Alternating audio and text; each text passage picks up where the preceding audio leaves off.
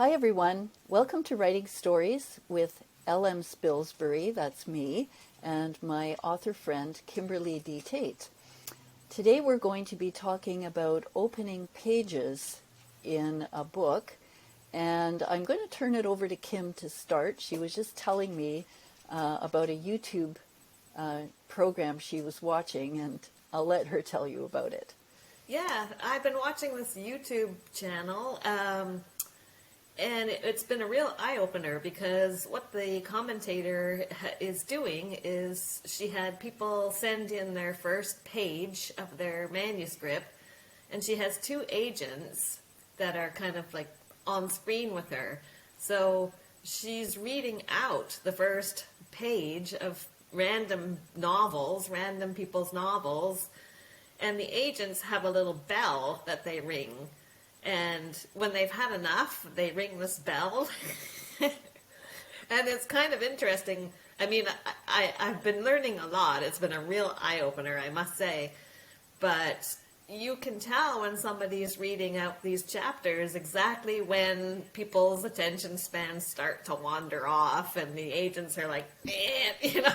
It's like the Gong Show. And, I mean, I have to give people credit, you know, for opening themselves up to criticism. But yeah, it's been a real eye-opener, and I'm starting to realize, like, your opening page, like we were just talking, like you just have so many, like 3 or 7 seconds to hook your reader in. And if you don't hook them in within that first page, they're not going to want to read your book. And unfortunately, people don't seem to have the same attention span that they used to. I don't know whether, you know, it's the internet or whatever, or TikTok videos, but yeah, so it's been kind of interesting. And now I'm looking at my own stuff and thinking, oh boy, you know, they probably would have rang the bell after about the second paragraph.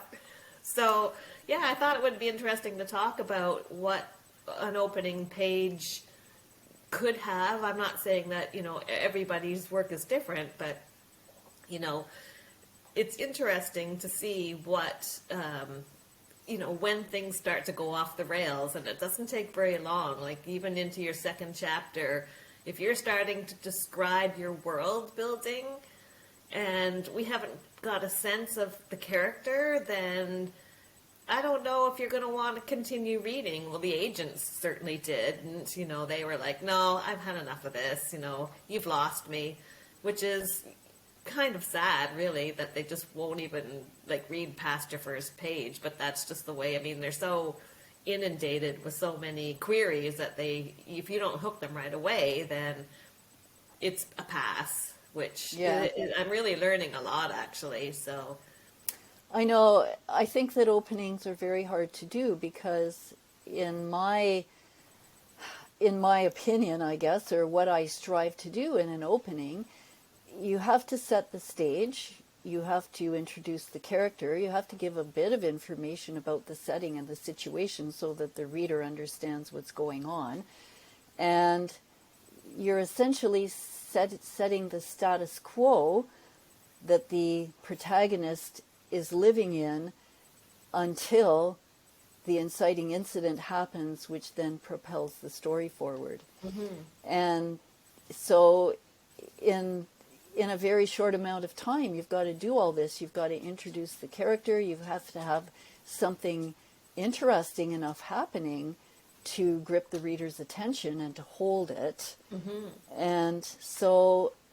And I find myself, I often lose total objectivity. I can't even tell after a while if it's good or not. Yeah, no. You know, you and I have talked about that many times, that when you work on something for any length of time, you really begin to lose your objectivity. Well, that's why it's nice to put it aside for a while and then come back to it with fresh eyes, because you've kind of forgotten. Mm-hmm. And but I do tend to notice more the mistakes that I've made. Like, I just can't help myself going back in and editing. And, like, even when I was printing off these couple of pages that I was going to read today, I was already editing them. It's like, oh, that doesn't sound very good. You know? Well, why don't you go ahead and read them for us, and okay. Then we can talk about them. All right, well, I have to put my glasses on because my eyesight is just so bad. So this is the first few paragraphs of Circ de Tarot, and this is an unpublished manuscript that I'm working on, and it's gone out to my beta reader, which happens to be my twin sister Pat, so I'm waiting with bated breath for her to come back and tell me, how I can improve things. So it's a work in progress, but anyways, I'll start. Tough crowds. Did I mention they were my specialty? 3 men stood before me. Judging by their suspicious expressions, they were already wary of me, but even at 17 years old, I was a pro at this. Their bland expressions painted a picture of gullibility I could use to my advantage, so I softened my voice and gave them a smile that would have charmed the fur off a cat. I needed these men to trust me. Well, I needed their money more than their trust, but I wouldn't get one without the other. I'd spotted the men on my way back to the trailer. The manner in which they huddled together at the in-gate suggested, if not a familiarity, then a common bond of adversity shared by all. Once I'd picked up snatches of conversation about the drought plaguing Oklahoma, I figured they'd be an easy mark. Pity the downtrodden, I thought, hiding a smirk so they wouldn't catch on to it.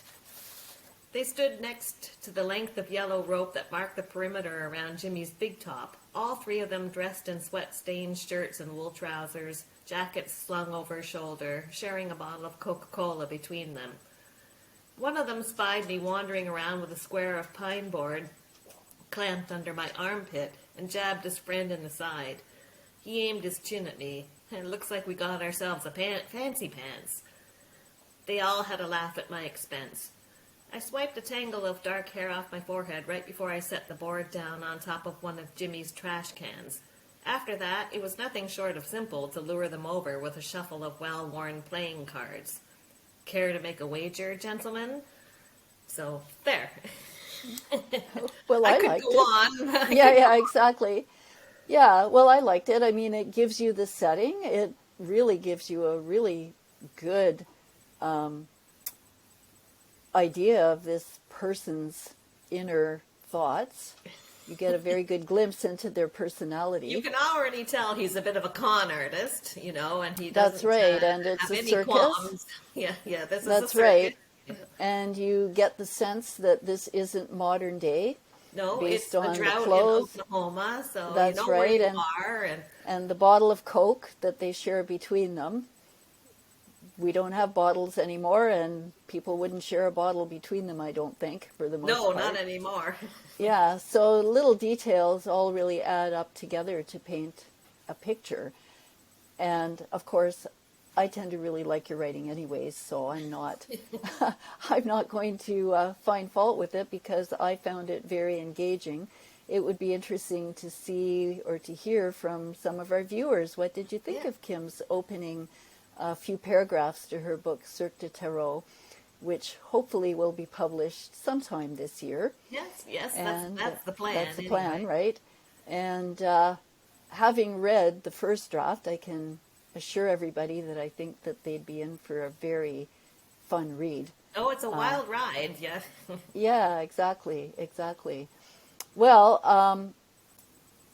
I think that it did all the things that I would find important in a opening scene or the opening few lines. Is it tells you who the character is. We don't have his name yet, and we're assuming that it's male because you don't actually say, but at this stage I think it's a fair assumption. We have an idea of the setting, and we already know that there's action to follow because he's starting a con. Yes. With these gentlemen in their wool pants. Yes. With their jackets slung over their shoulders. That's right, yes. Yeah.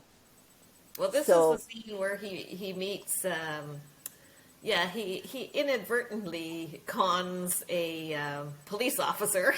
Now, there you go. And finds himself in a pit of hot water, which starts the ball rolling. And so he meets Detective Clarence Dawson, who's at the circus with his family and is just bored out of his mind and waiting at the out in the parking lot for them to come back eventually. So, yeah, my character Vandy, he picked the wrong guy to fleece. Well, of course, right? We have to have conflict, and that's what a story is all about. That's right. So, yeah, no, that's very good. I know we don't want to go on for too long today. We've kind of discovered we originally had a goal of about 9 to 10 minutes for these little chats, and we've noticed that they've been getting longer and longer.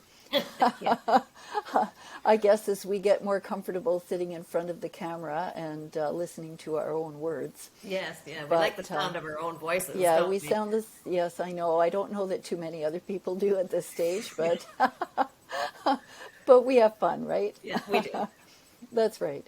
So, anyways, anybody out there who's watching this, if you have any thoughts on book openings that you've really liked, we'd really love to hear from you, and leave a comment and Hit like that like that. and subscribe button because we need more viewers.